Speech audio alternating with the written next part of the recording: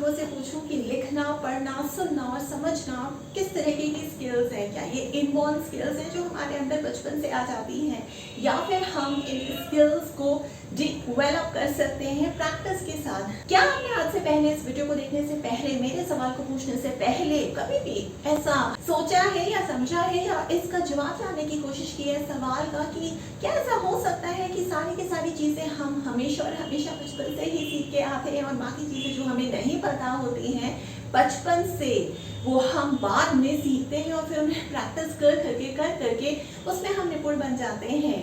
क्या ये सच है या क्या ये झूठ है? कितना इसमें आधा सच है या शायद यही एक जिंदगी है कि हमें सब कुछ जो है वो पहले से नहीं पता होता, कुछ ना कुछ तो हमें सीखना ही होता है।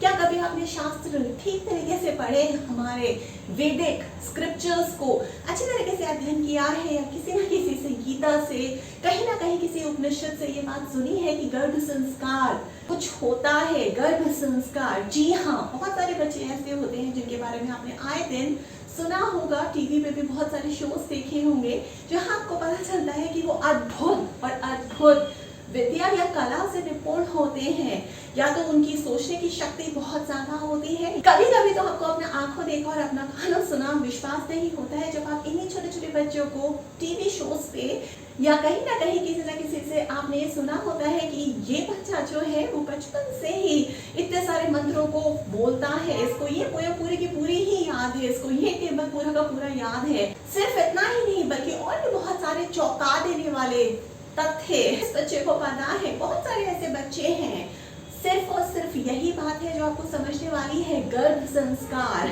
हम गर्भ में भी जब हमारा बच्चा पैदा नहीं होता है उसका 80 से 90%, बल्कि कुछ रिसर्चेस में तो ये भी बताया गया है, हमारे शास्त्रों में ये तक कहा गया है कि पूरा का पूरा जो एक शिशु का, बेबी का डेवलपमेंट होता है, ब्रेन का, दिमाग का, वो एक माँ के गर्भ में ही हो जाता है। जिस तरीके के ख्यालों से, जिस तरह की मनोस्थिति से माँ गुजरती है अपनी प्रेगनेंसी में, और जो वो शिक्षा देना चाहती है अपने बच्चे को उस 9 महीने की अवस्था में, उस फेज में, उसी तरीके से उसका बच्चे का भी माइंड डेवलप होता है। मेरा सवाल आज मदर्स से भी है या टू बी मम्स से भी है जो बनने वाली है माँ और उस प्रेगनेंसी में इसको एंजॉय कर रही है।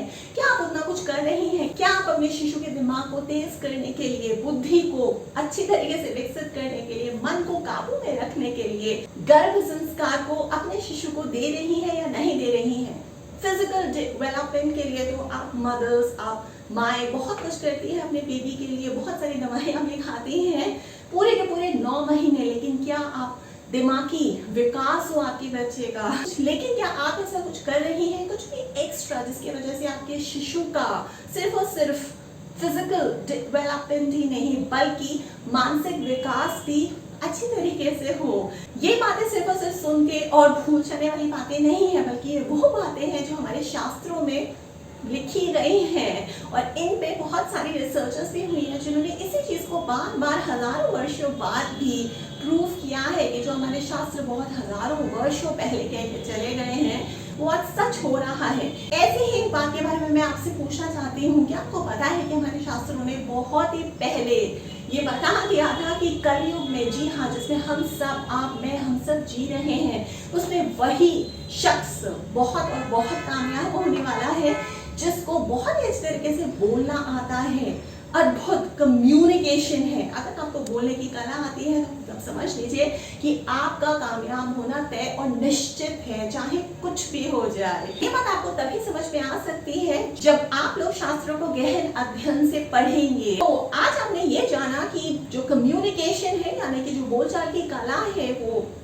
शास्त्रों ने बहुत ही पहले, हजारों वर्ष पहले बता दी थी कि वही कामयाब होगा कलयुग में जो बहुत अच्छी तरीके से बोलना जानता है।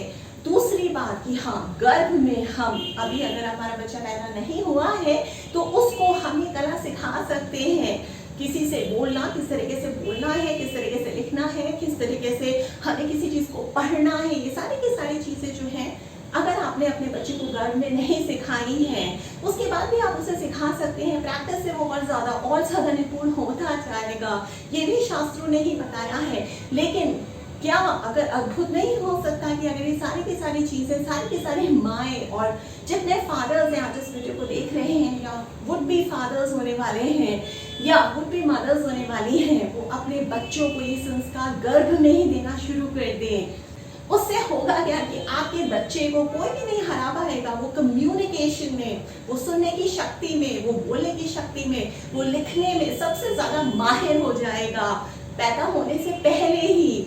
क्या आप ऐसा पेरेंट्स के नहीं चाहते हैं? चाहते हैं आप, लेकिन शायद आपको आज से पहले इस वीडियो को देखने से पहले, स्किल के चैनल पे आने से पहले नहीं पता था, तो कोई नहीं, आज पता लग गया है, जब जागो तभी सवेरा। अब हम आज के जमाने की बात करते हैं, कंटेम्प्रेरी वर्ल्ड की बात करते हैं। अगर मैं आपसे दूसरा सवाल ये पूछूं कि क्या जरूरत आन पड़ी है कि कम्युनिकेशन की, बिजनेस कम्युनिकेशन की हर जगह हम बातचीत इसको इतना ज्यादा महत्व देने लगे हैं? क्या बिना बोले, क्या बिना बातचीत के कोई काम बन सकता है? मेरा सवाल आपसे है, ऐसा कुछ है जो आप बिना बोले अपने घर में भी करवा सकते हैं, किसी से, अपने दोस्त से करवा सकते हैं, अपने टीचर से, अपने गुरुओं से करवा सकते हैं, या फिर अपने बॉस से करवा सकते हैं? इसका जवाब है नहीं। बिना बोले तो काम चलने वाला नहीं है।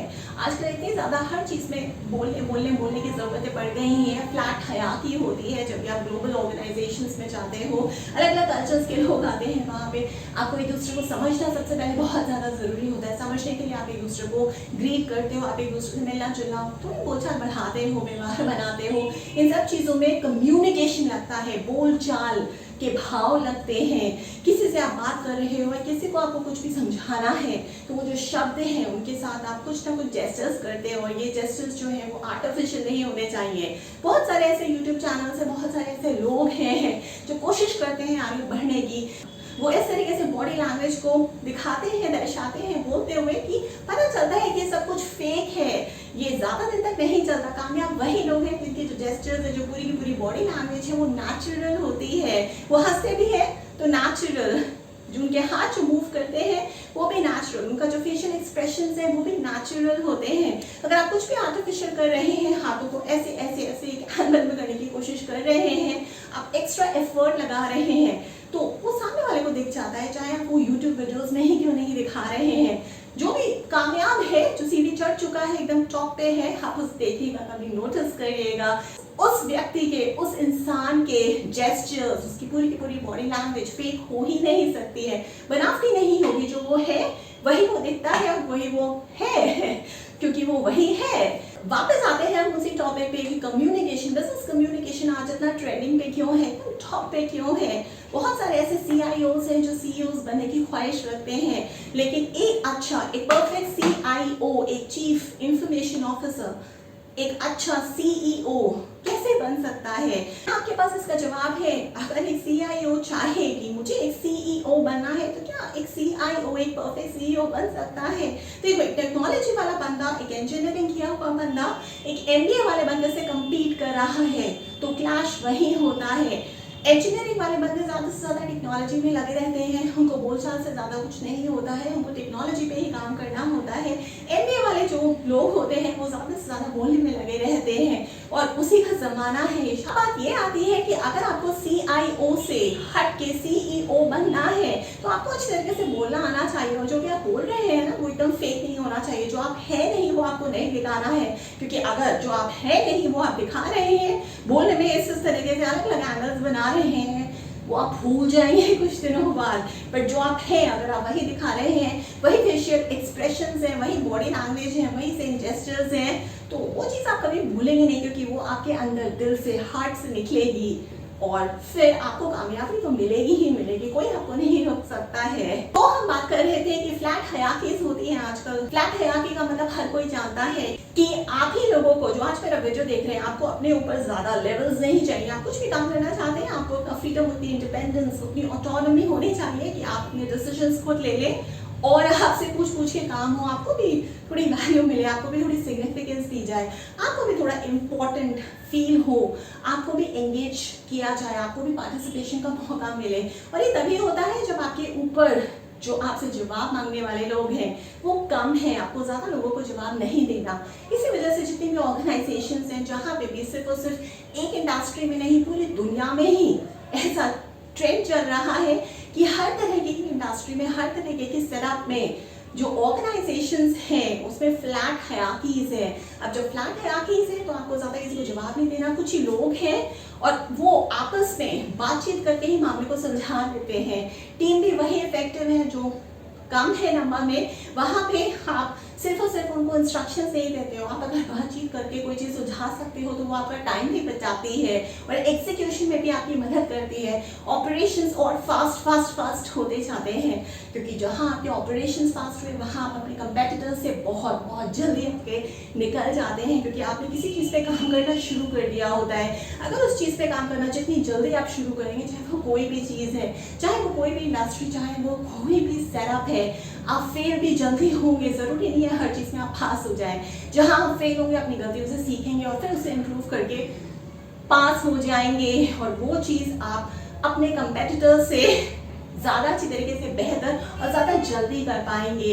जाहिर सी बात है ये तरीका अपना के आप एग्जीक्यूशन में बहुत जल्दी हो जाएंगे और इसी वजह से आपके जो प्रोडक्ट्स हैं, आपके जो सर्विसेज हैं, आपके कंपेटिटर्स के मुकाबले ज़्यादा जल्दी मार्केट में आएंगे, जिसकी वजह से आपका मार्केट शेयर बढ़ेगा, आपका मार्केट ग्रोथ होगा और आपका ब्रांड तो ऑटोमेटिकली बन ही जाएगा। इतना ज़्यादा महत्व है इस कम्युनिकेशन का, जो आपको समझना बहुत ज़्यादा ज़रूरी है। इसके अलावा भी बहुत सारे मेरे आजकल सेशंस बुक हो रहे हैं अलग-अलग टॉपिक्स पे।